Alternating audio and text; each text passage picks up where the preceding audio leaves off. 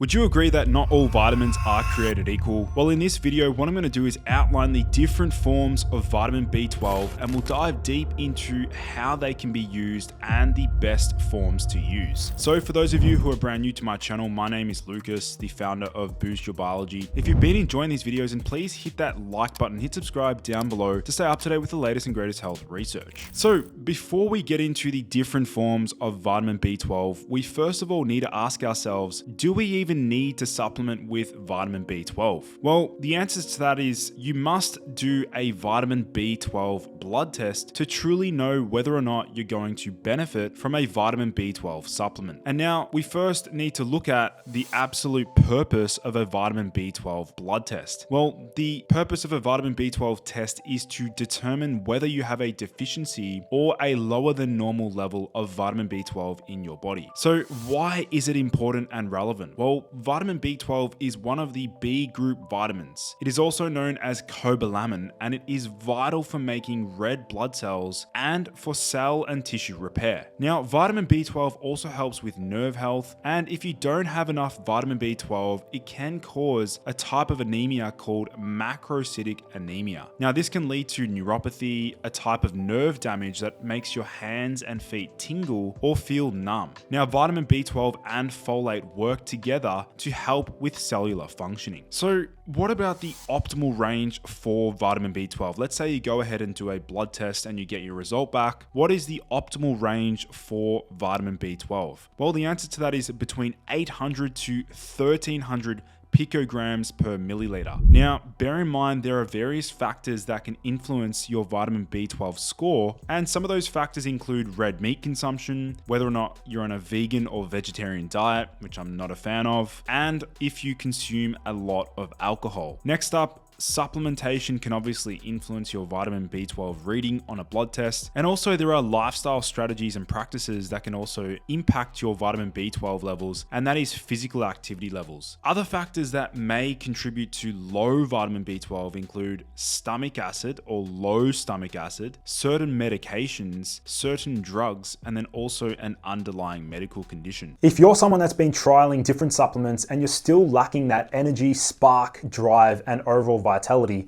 then you may want to check out my brand new supplement that I've just released called Catwa Pure.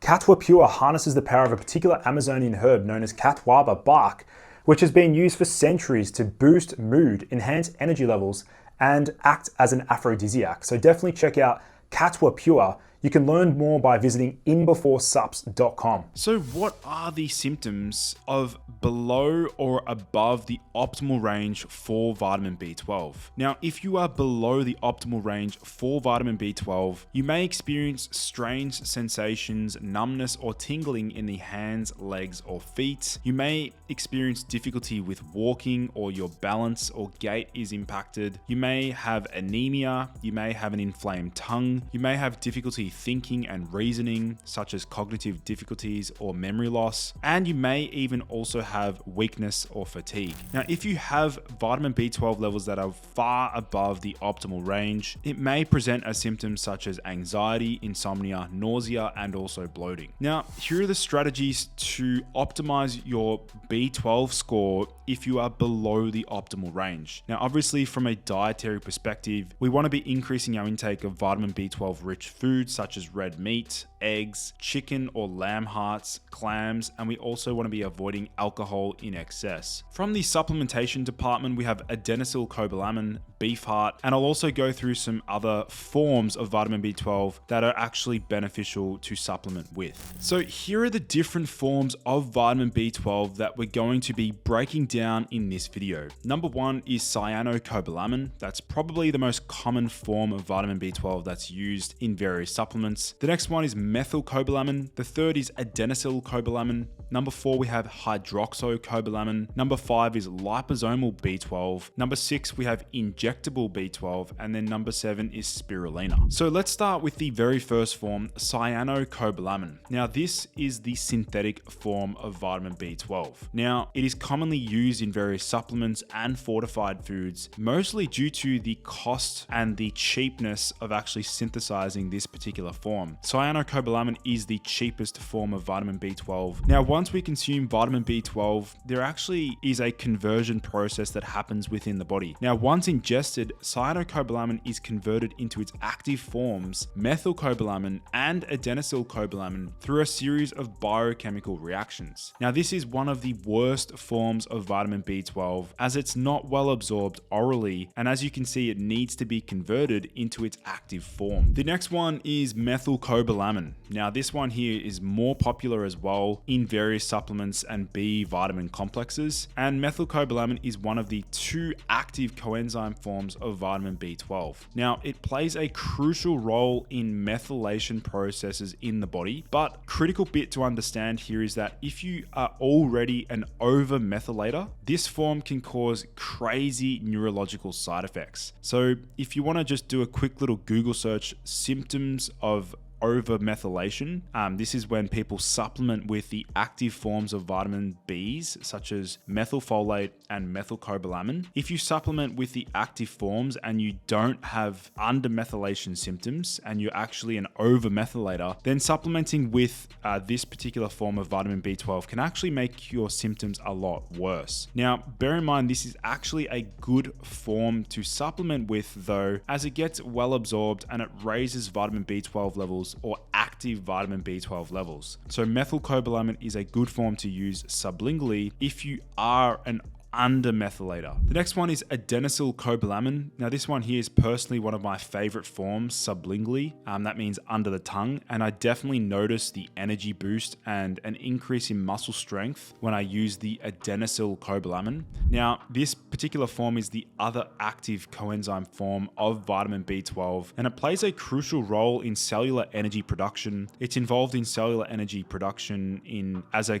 vital cofactor for certain enzymes in the body. It's also responsible for tissue repair and growth. Now, this particular form is important for tissue repair, growth, and the maintenance of the nervous system. So I am a fan of the adenosylcobalamin. Next up is the hydroxycobalamin. This one here is a natural form of vitamin B12 found in some foods and used in some supplements. Now, the hydroxycobalamin is important for detoxification support. Now, it's sometimes referred to or preferred for its potential role in supporting detoxification processes in the body. Now, it does actually require conversion to active forms like cyanocobalamin. Hydroxycobalamin can be converted to the active forms methylcobalamin and adenosylcobalamin in the human body. Next up, we have liposomal vitamin B12. Now, this is a good form to use since it's encapsulation technology. The liposomal B12 involves encapsulating vitamin B12 in liposomes, which are small lipid or fat vesicles. Now, the liposomal delivery system is designed to enhance the absorption of vitamin B12, potentially increasing its bioavailability. And then we also have the injectable vitamin B12, which I have used about 2 times in my lifetime. And this one here is an immediate and rapid resolution of symptoms of low vitamin B12. So the injectable vitamin B12 form is a very rapid acting, fast absorption, fast utilizing form of vitamin B12 that's oftentimes used by elite cyclists, elite marathon runners, and anyone in endurance activities because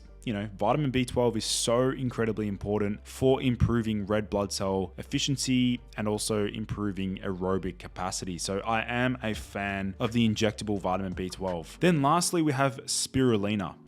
Now, spirulina is actually a biomass of cyanobacteria that can be consumed by humans and animals, and spirulina is extremely high in protein. But it's often claimed that spirulina contains vitamin B12, but the fact is that it's not a fact, it's actually indeed false. It has pseudo vitamin B12, which has not been shown to be effective in humans. So if you think that you can be vegan and rely on spirulina as your form of vitamin B12, this is in fact not true. Vitamin B12 levels will not be increased significantly by supplementing with spirulina. So that pretty much wraps up today's video. If you learned something new or you have any questions about vitamin B12 supplementation or boosting your levels of vitamin B12, please do me a favor, leave a comment down below. Let's get a discussion going. Otherwise, guys, thanks so much for tuning in. I look forward to seeing you in the next video.